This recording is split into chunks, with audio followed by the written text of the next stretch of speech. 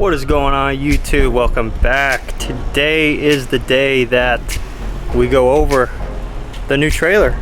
I know it's been long awaited, but I just been doing things to it, making little tweaks here and there. I wanted to get it dialed in before I showed you guys. So we are finally to the moment of getting to show you guys the new rig.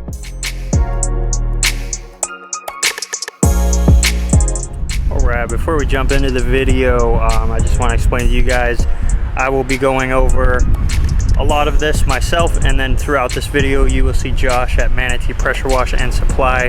He will be kind of breaking a few things down as we picked it up, so he's just going to explain to you guys a lot of the key features, and then I'll explain everything as well, so this way you guys can definitely get a clear understanding of what's going on with all this equipment, kind of break it down for you.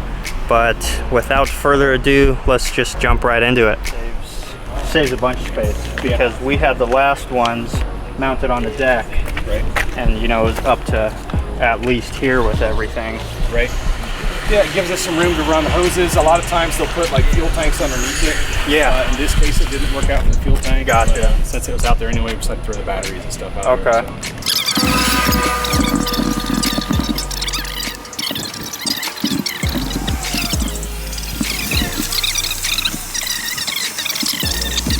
Yeah, I'll have the remote inside.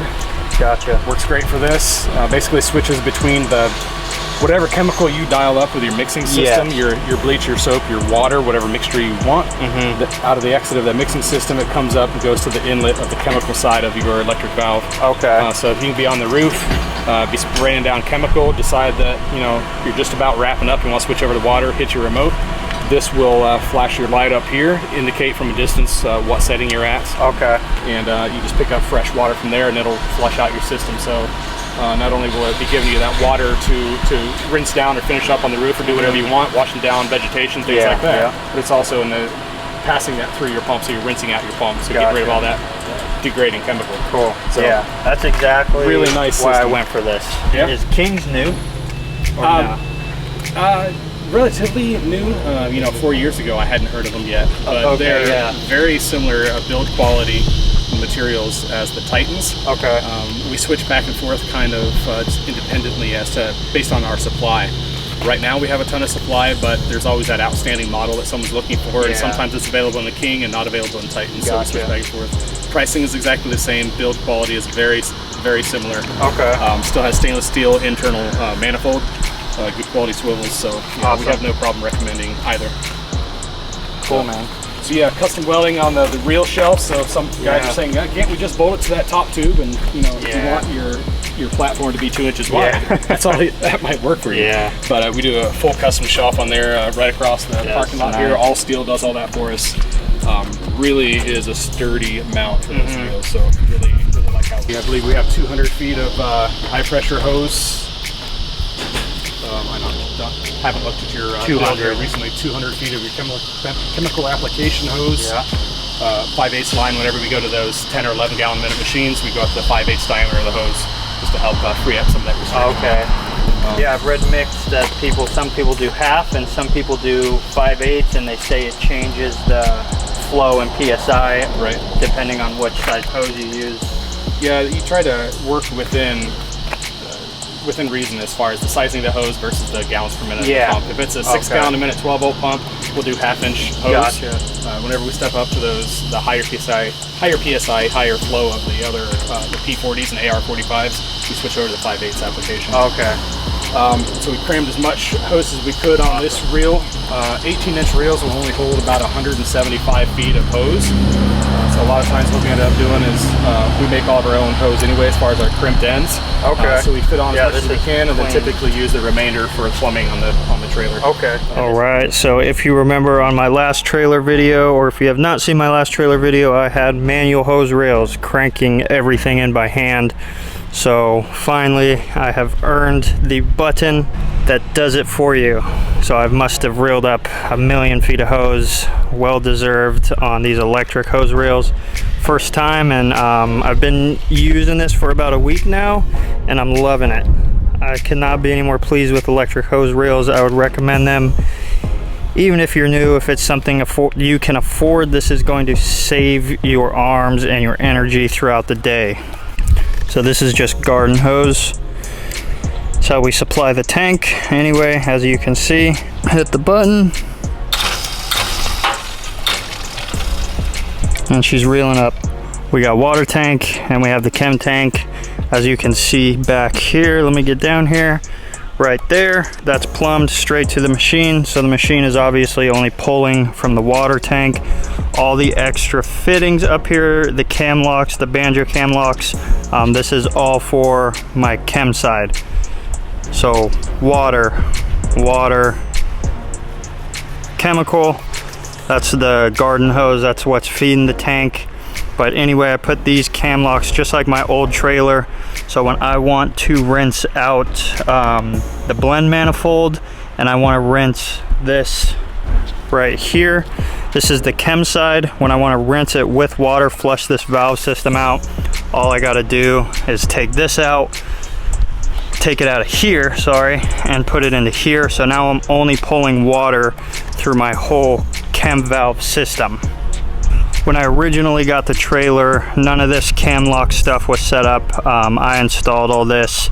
I wasn't very specific on the plumbing, so it's not their fault, but they had just big dipsticks that you pull out of here, and then if you want to rinse your proportioning system, you got to pull it out of there, put it into there, put it back in there, and that's just all this right here. These cam locks eliminate all that. I don't like picking up a drippy chemical dipstick, putting it into there, and vice versa. It's just too much of a mess. All that stuff can be avoided with these guys.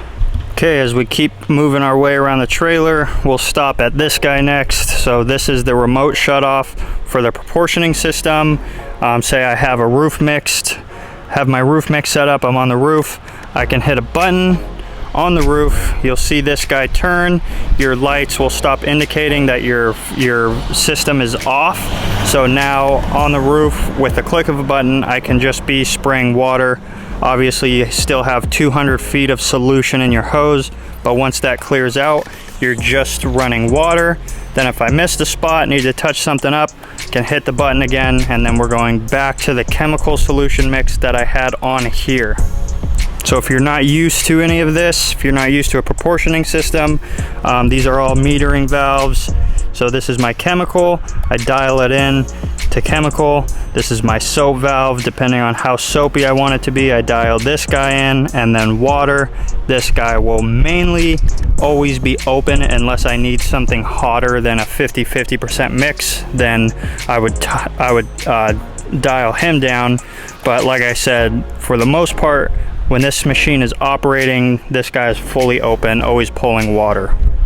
All right, engine number one is the Honda IGX 800. This is a 10 GPM, 3000 PSI. It's got a general pump on here.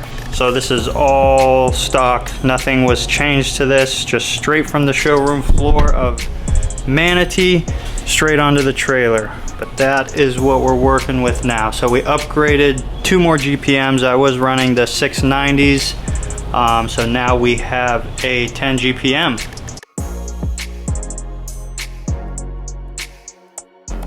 Next, we have the Honda GX 160. So this is what is pushing my chemical pump, the Comet P40.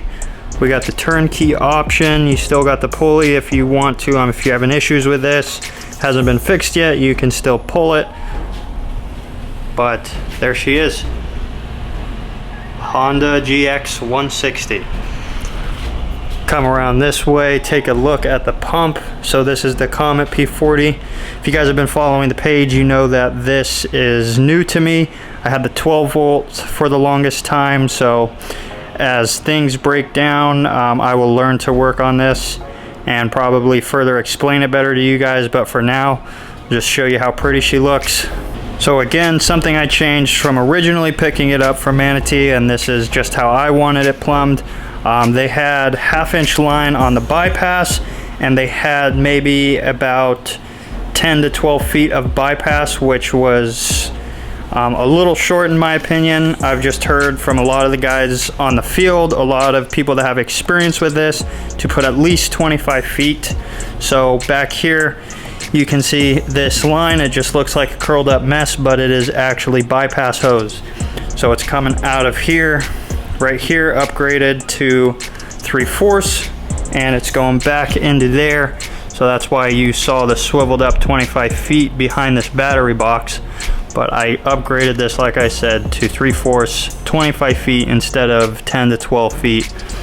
I won't go crazy into detail on this thing, you guys. I'm probably going to do a separate video of this Comet P40 alone. A lot of you guys have been asking already about this machine, so I'll do a separate video on this guy. Anyway, with the switch from the 12 feet to 25 feet and going up in hose size, I did notice a difference with the 1/2 inch on there and not a lot of bypass hose. This was getting extremely tight. It needed more room. So once I switched everything, this, even when it's bypassing, does not get rock solid, which just makes me feel more comfortable. But that's it for this for now, you guys. So these batteries, as Josh says in the video, he's explaining that they just wanted more power than less power, because we're running this engine turnkey, that engine turnkey.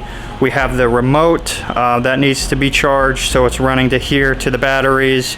We have the hose reels over on the other side of the trailer that are running to the batteries.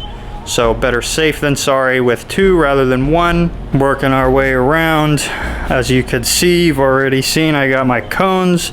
So I keep these guys on the trailer at all times. I got 3 large ones. These ones are for when I park on the residential road. I'm blocking myself. Then we have a gas tank. Always keep spare gas on the trailer. Got a VP Racing. Just looks official, looks cool. Got this guy mainly for the gas setup with the 1 gallon. It's a little, it only runs for about 4 hours when you're on the trigger. So got 3 extra gallons right there. Eventually it would be nice to get this guy plumbed up to this tank. I need a fuel pump because the gas tank is lower than the carburetor, so I cannot pull fuel out of there how this is set up. So I will need a fuel pump to push it up in there, but for now, just to get rolling, since I've got work to do, I've got this guy. So we keep moving. Got the ladder, as you can see. We've got the paver sealing bucket. This is just the lid that you can throw on anything you mix. Just take the lid off. I only use this bucket for storage. My hose is in there. I got 50 feet in there, but that's what this is. You can check out my paver sealing video, cleaning, sanding, sealing. I'll put the link at the top. You can check that out. I go a little more into depth about this if you're interested in that, but for now, we'll just leave it at that. It's a paver sealing bucket. All right, moving to the back, we have the surface cleaner. It's a little tight, little less room. This trailer is a 6x12 rather than the 7x14 I had. I wanted it to be more compact, but with being more compact is less room. So this is where the surface cleaner is going.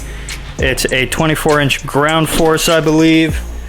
Yes, this is the ground force. This is the one I ended up going with. For the 10 GPM, I know I can get away with a little bigger, but with having so much paver work, I like to keep it a little smaller, just so I can really rip those weeds up out of the pavers, get that gunk out of there.